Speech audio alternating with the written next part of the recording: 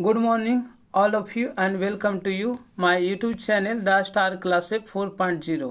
आज मैं 10वीं कक्षा के विद्यार्थियों के लिए साइंस का 48 इम्पोर्टेंट क्वेश्चन लेकर आया हूं जो आगामी परीक्षा की दृष्टि से बहुत ही उपयोगी है। उसके साथ ही साथ यह प्रतियोगिता परीक्षा के लिए भी उतना ही महत्वपूर्ण है। तो बिना समय को गवाए हुए वीडियो को स्टार्ट करते हैं। पहला क्वेश्चन दिया है, प्रकाश के परावर्तन के कितने नियम हैं? प्रकाश के परावर्तन के कितने नियम हैं? तो इसका सही आंसर होगा 2। प्रकाश के परावर्तन के 2 नियम हैं। कौन कौन है? तो पहला है आपतित किरण, परावर्तित किरण और आपतन बिंदु पर डाला गया लंब, तीनों एक ही समतल पर होते हैं। और दूसरा नियम है आपतन कोण परावर्तन कोण के बराबर होता है। नेक्स्ट क्वेश्चन है, वायु में गमन करती प्रकाश की किरण, वायु में गमन करती प्रकाश की एक किरण जल में तिरछी प्रवेश करती है तो यह किरण अभिलंब की ओर, वह किरण अभिलंब की ओर झुकेगी। यहाँ क्या है कि जब प्रकाश की किरण सघन माध्यम से विरल माध्यम में जाती है तो वह अभिलंब से दूर भागती है, और जब विरल माध्यम से सघन माध्यम में जाती है तो अभिलंब की ओर झुकेगी। तो यहाँ वायु है जो विरल माध्यम है और विरल माध्यम से जल में प्रवेश करे यानी कि सघन माध्यम में, तो विरल माध्यम से सघन माध्यम में जाती है तो अभिलंब की ओर झुकेगी। तो यहाँ वायु से जल में जा रही है तो यह अभिलंब की ओर झुकेगी। इसका सही आंसर होगा ऑप्शन ए, अभिलंब की ओर झुकेगी। अगला क्वेश्चन है, निम्नलिखित में किस लेंस को अपसारी लेंस कहते हैं? निम्नलिखित में से किस लेंस को अपसारी लेंस कहते हैं? अपसारण माने होता है फैलाना। तो यहाँ अवतल लेंस है जो प्रकाश की किरण को क्या करती है? फैला देती है। तो अवतल लेंस को अपसारी लेंस कहते हैं और इसका उपयोग निकट दृष्टि दोष को दूर करने में किया जाता है। और उत्तल लेंस को अभिसारी लेंस कहते हैं, यानी उत्तल लेंस को अभिसारी लेंस और अवतल लेंस को अपसारी लेंस। लेकिन अगर अवतल दर्पण रहे तो अवतल दर्पण को अभिसारी दर्पण और उत्तल दर्पण को अपसारी दर्पण कहते हैं, यानी कि थोड़ा सा चेंज है। किसी बिंब का वास्तविक तथा समान साइज का प्रतिबिंब प्राप्त करने के लिए बिंब को उत्तल लेंस के सामने रखना चाहिए। किसी बिंब का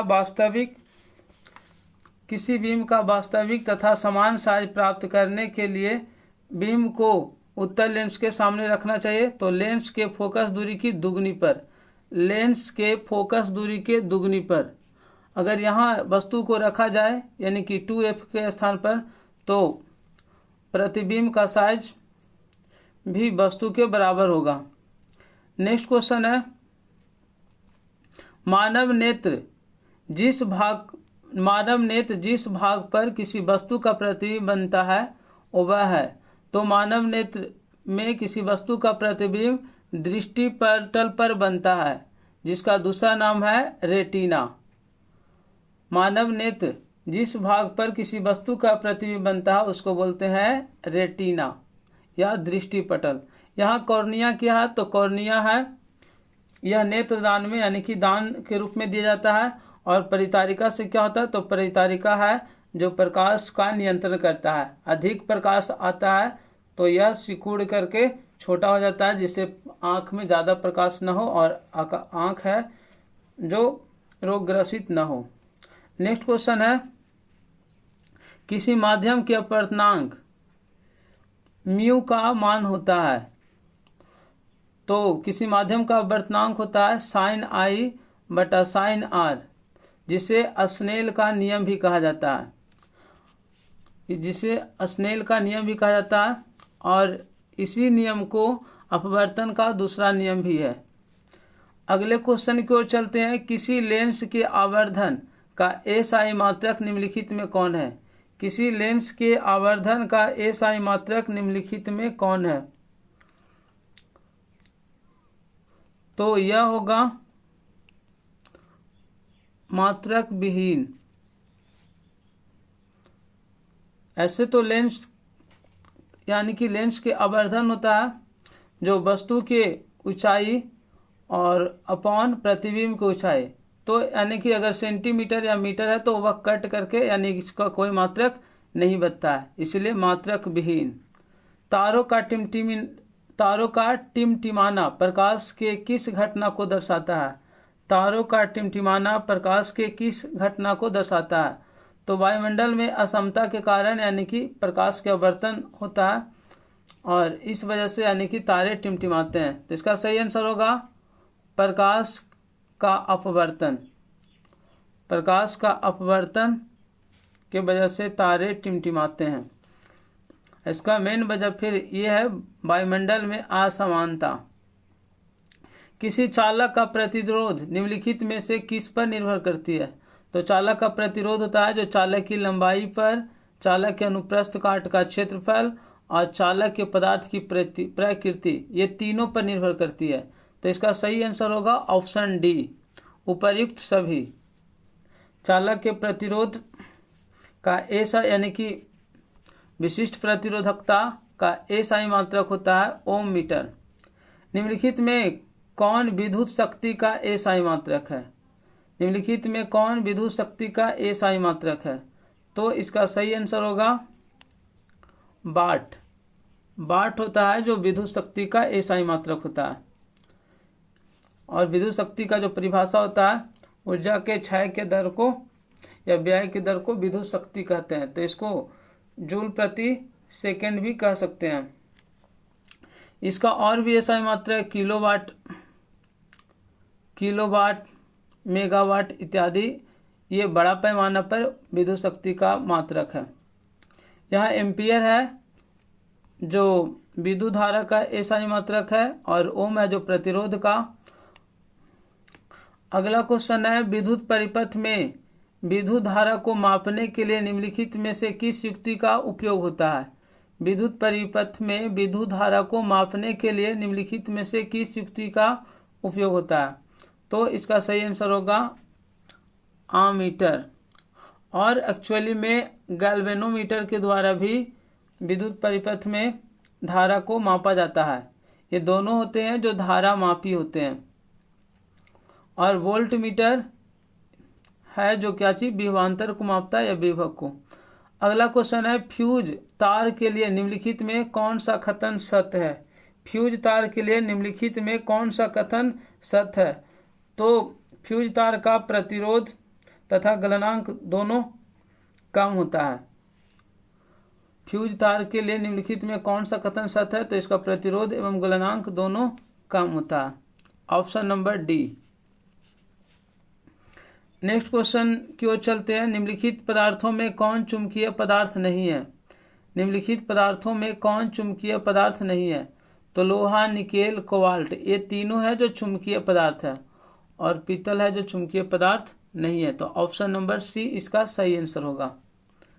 अगले क्वेश्चन की ओर चलते हैं। किसी विद्युत धारावाही सीधी लंबी परिनालिका के भीतर चुंबक क्षेत्र का मान होता है? किसी विद्युत धारावाही सीधी लंबी परिनालिका के भीतर चुंबकीय क्षेत्र का मान होता है। तो इसका सही आंसर होगा सभी बिंदुओं पर समान होता है। सभी बिंदुओं पर समान होता है। अगला क्वेश्चन है विद्युत धारा के चुंबकीय प्रभाव का खोज किसने किया? विद्युत धारा के चुंबकीय प्रभाव का खोज किसने किया? तो इसका सही आंसर होगा ओरस्टेड। इसका सही आंसर होगा ओरस्टेड। नेक्स्ट क्वेश्चन की ओर चलते हैं। निम्नलिखित में कौन जैव मात्रा ऊर्जा का स्रोत या उदाहरण नहीं है? तो इसका सही आंसर होगा नाभिकीय ऊर्जा। नाभिकीय ऊर्जा कोयला, गोबर गैस, लकड़ी है जो जैविक ऊर्जा का स्रोत है, लेकिन नाभिकीय ऊर्जा है जो जैविक ऊर्जा का स्रोत नहीं है। अगला क्वेश्चन है Na2SO4 और प्लस BaCl2 जो रिएक्शन करके बेरियम सल्फेट और सोडियम क्लोराइड बना रहा है। तो इसमें क्या हो रहा है कि दो को विस्थापन कर रहा है, दो को ऐड हो रहा है। तो इसीलिए इसको द्विविस्थापन अभिक्रिया कह सकते हैं। यानी कि इसका सही आंसर होगा द्विविस्थापन अभिक्रिया, डबल डिस्प्लेसमेंट रिएक्शन। अम्लीय वर्षा के जल का पीएच मान क्या होनी चाहिए? अम्लीय वर्षा के जल का पीएच मान क्या होनी चाहिए। तो अम्लीय वर्षा होता है जो कार्बन डाइऑक्साइड से अभिक्रिया का जल, ऐसे तो साधारणतः जो होता है वह उदासीन होता है, लेकिन वायुमंडल में या बादल में जो कार्बन डाइऑक्साइड से अभिक्रिया करके अम्लीय बन जाता है और इसे अम्लीय वर्षा नाम दिया गया। और इसका जो पीएच मान होता है 5.6 से कम, 5.6 से कम। अगला क्वेश्चन है NaHCO3 यानी कि सोडियम बाइकार्बोनेट यौगिक का प्रचलित नाम निम्नलिखित में से कौन है। सोडियम बाइकार्बोनेट का प्रचलित नाम निम्नलिखित में से कौन है। तो इसको खाने वाला सोडा या इसको बेकिंग सोडा के नाम से भी जानते हैं। तो इसका सही आंसर होगा option B, option B. Next question की ओर चलते हैं।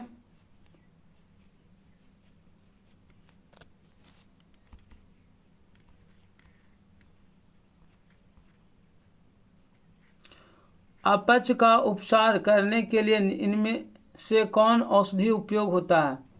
अपच, तो अपच का उपचार करने के लिए एंटासिड का प्रयोग किया जाता है, यानी ऑप्शन नंबर सी, एंटासिड। अपच के उपचार के लिए एंटासिड का उपयोग किया जाता है। अगले क्वेश्चन की ओर चलते हैं। चींटी के डंक एवं अम्ल छोड़ जाते हैं जिसके कारण जलन एवं दर्द का अनुभव होता है। यह अम्ल निम्नलिखित में से कौन है। तो चींटी के डंक में फॉर्मिक अम्ल होता है और फॉर्मिक अम्ल है जो उसके खोज पर नाम रखा गया था और इसका आईपीएसी नाम होता है मिथेनोइक अम्ल, यानी ऑप्शन नंबर ए, मिथेनोइक अम्ल। मिथेनोइक अम्ल है जो फॉर्मिक अम्ल का आईपीएसी नेम है। ऑक्जेलिक अम्ल निम्नलिखित में किसमें पाया जाता है। ऑक्जेलिक अम्ल निम्नलिखित में किसमें पाया जाता है। तो इसका सही आंसर होगा टमाटर, टमाटो। नेक्स्ट क्वेश्चन है CaSO4 हाफ H2O यानी कैल्शियम सल्फेट प्लस हाइड्रेट निम्नलिखित में से किस यौगिक का रासायनिक सूत्र है। तो यह है plaster of Paris, plaster of Paris इसका सही आंसर होगा। अगला क्वेश्चन है निम्नलिखित में कौन सी धातु कमरे के ताप पर तरल अवस्था में पाया जाता है। निम्नलिखित में कौन सी धातु कमरे के ताप पर तरल यानी कि द्रव अवस्था में पाया जाता है। तो इसका सही आंसर होगा पारा।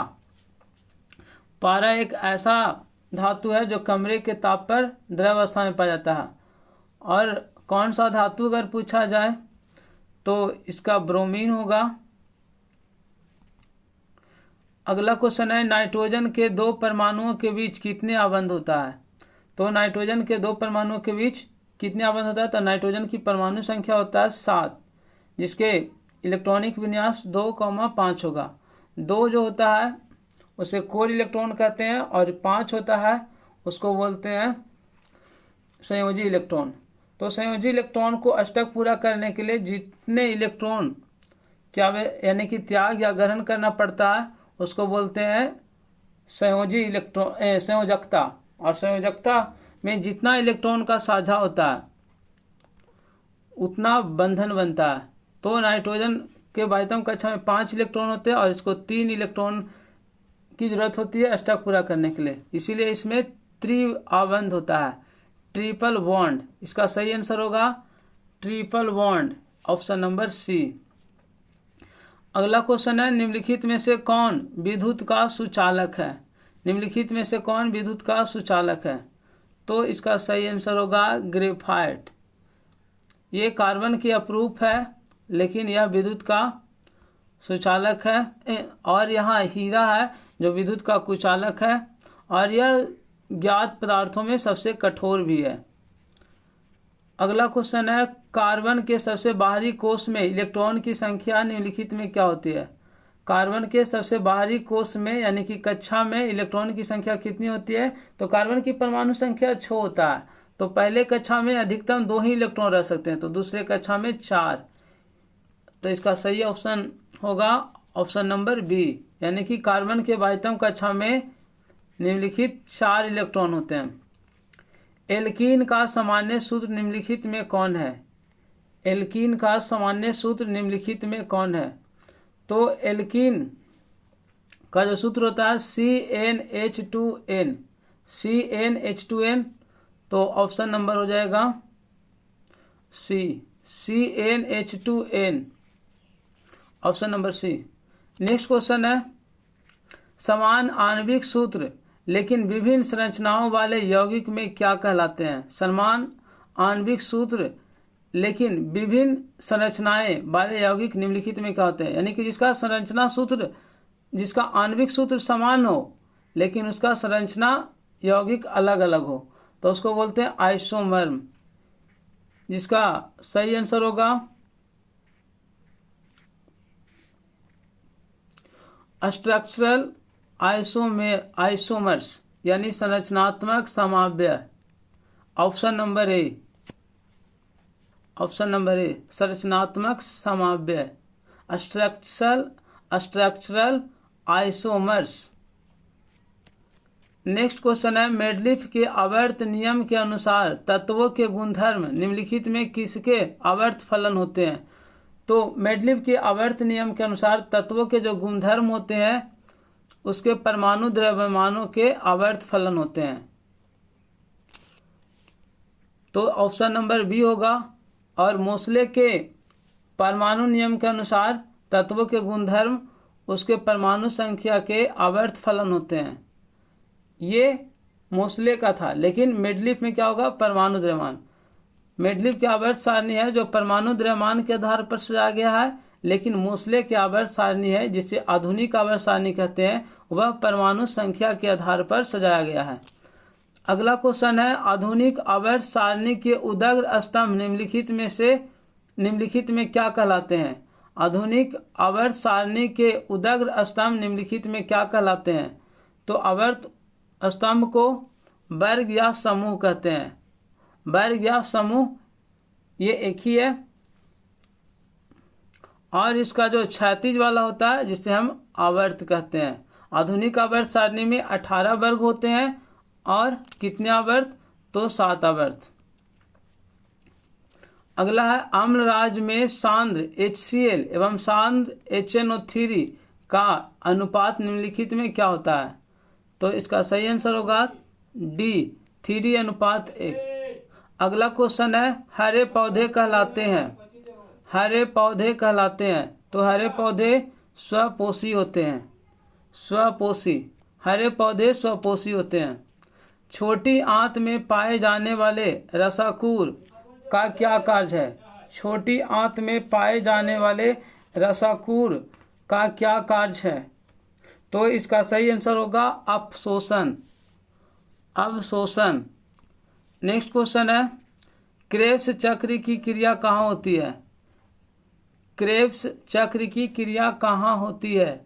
तो इसका सही आंसर होगा माइटोकॉन्ड्रिया में, माइटोकॉन्ड्रिया।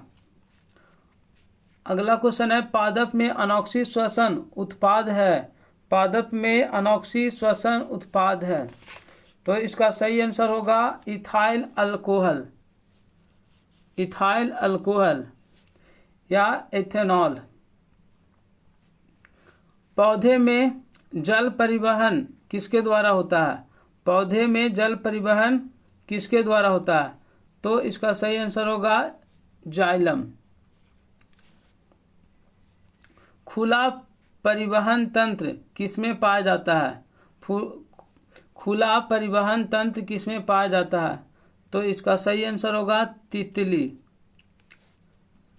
नेक्स्ट क्वेश्चन है, इनमें कौन पादप उत्सर्जी पदार्थ नहीं है? इनमें से कौन पादप उत्सर्जी पदार्थ नहीं है? तो इसका सही आंसर होगा स्टार्च। स्टार्च है जो उत्सर्जी पदार्थ नहीं है, लेकिन टैनिन, रेजिन, लैटेक्स ये सब हम उत्सर्जित कर देते हैं। नेक्स्ट क्वेश्चन है, इनमें कौन अमीनो अम्ल के विखंडन से बनता है?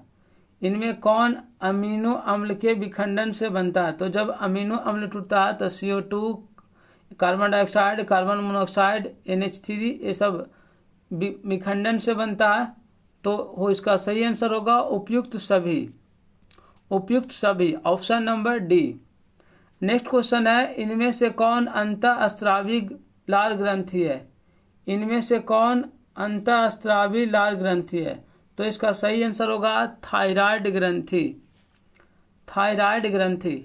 नेक्स्ट क्वेश्चन है, इनमें से कौन फल पकाने में प्रयुक्त होता है? इनमें से कौन फल पकाने में प्रयुक्त होता है? तो इसका सही आंसर होगा ऑप्शन सी, एथिलीन, एथिलीन।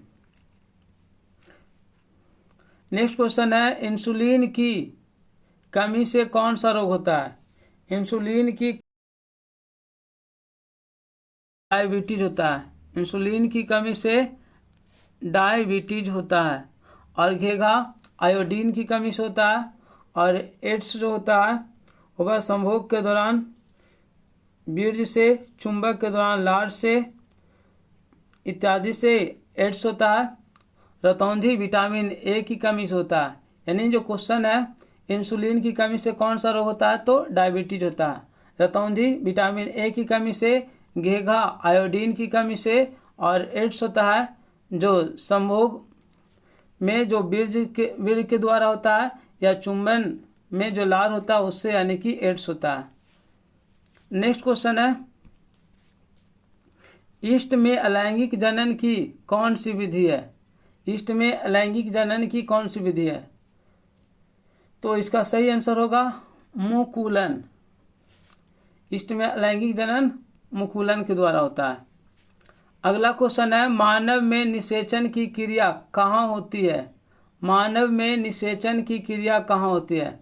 तो इसका सही आंसर होगा फैलोपियन नलिका में, फैलोपियन नलिका में। आनुवंशिकता के पिता कौन कहे जाते हैं? आनुवंशिकता के पिता कौन कहे जाते हैं? तो आनुवंशिकता के पिता ग्रेगर जॉन मेंडल को कहा जाता है। Gregor John Mendel, option number ए, जिन्होंने अपना पहला प्रयोग मटर के पौधे पर किया था। लैमार्क कौन था? तो लैमार्क था जो सबसे पहले जीव विज्ञान का नाम लिया था। डार्विन विकासवाद का नाम लिया था, नेचुरल सिलेक्शन इत्यादि। नेक्स्ट क्वेश्चन है, जीव मंडल में ऊर्जा का मुख्य स्रोत कौन है? जीव मंडल में ऊर्जा का मुख्य स्रोत कौन है? तो इसका सही आंसर होगा उत्पादक। जीव मंडल में ऊर्जा का मुख्य स्रोत कौन है? तो उत्पादक। नेक्स्ट क्वेश्चन है और लास्ट क्वेश्चन है, जातियों की उत्पत्ति नामक पुस्तक किसने लिखी? ऑरिजिन ऑफ स्पीसीज जिसको बोलते हैं, ऑरिजिन ऑफ स्पीसीज नामक पुस्तक किसने लिखी? तो इसका सही आंसर होगा Charles Darwin.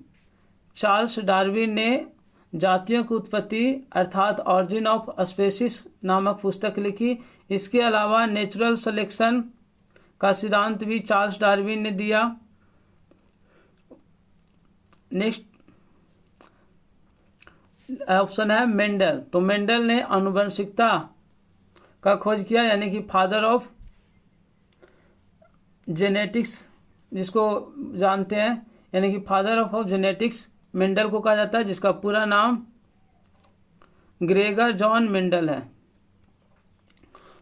Thank you so much watching this video.